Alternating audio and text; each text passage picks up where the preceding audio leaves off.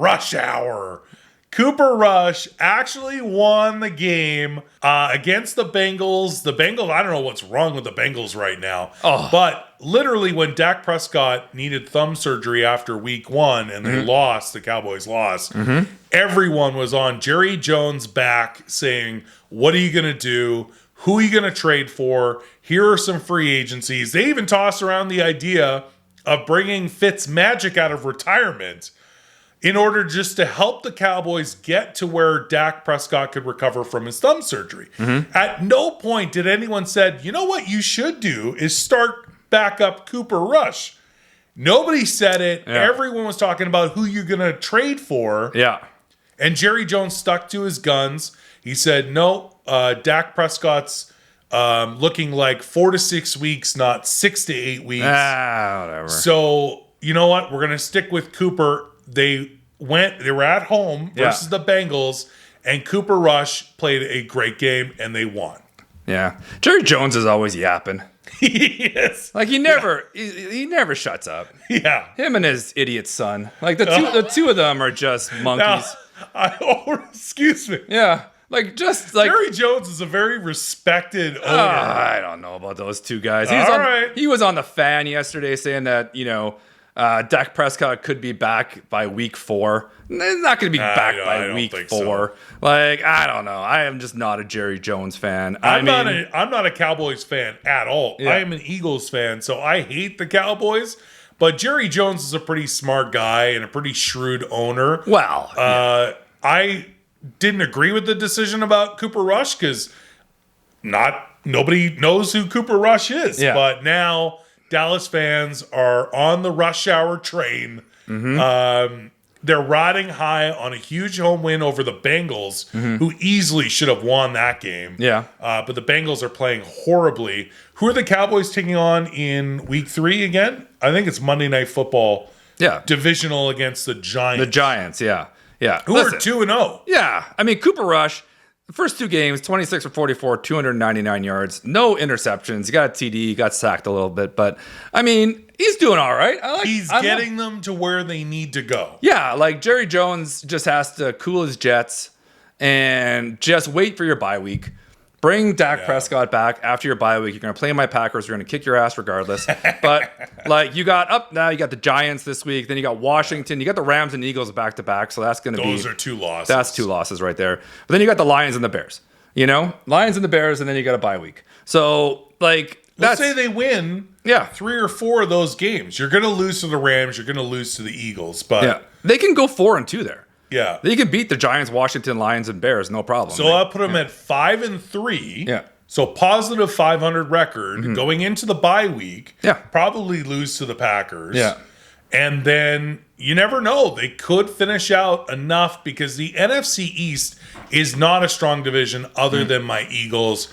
I'm not just saying that. It's true. They're high in the power rankings. They're 2-0 right now. They're taking on the Washington Commanders, the Washington Commanders. The Comrades. In week 3, the Commodores. Do you remember that band? They were great. Lionel Richie. They were great. She's a brick house. Good stuff. But give me... I don't think that's them. The Commodores. I don't think they sing... They did. She's a brick house. Look it up. That's the Commodores? Yeah, the Commodores. Yeah. All right. Lionel Richie and the Commodores, brick house. Right. Anyway, my Eagles obviously going to be 3-0 after this Sunday. Cowboys, if you want to be on the rush hour train with Cooper Rush, you got to beat the Giants on the road, and then we'll talk. How high are you on Cooper Rush right I'm now? on the Rush train, man. All right. I'm telling you. I'm feeling it. I think he's doing all right. He's 28 years old. He's 6'3", 225. He's solid. Right. He's solid. He's beefy. He's beefy. I like him. He reminds me a bit of Andy Dalton.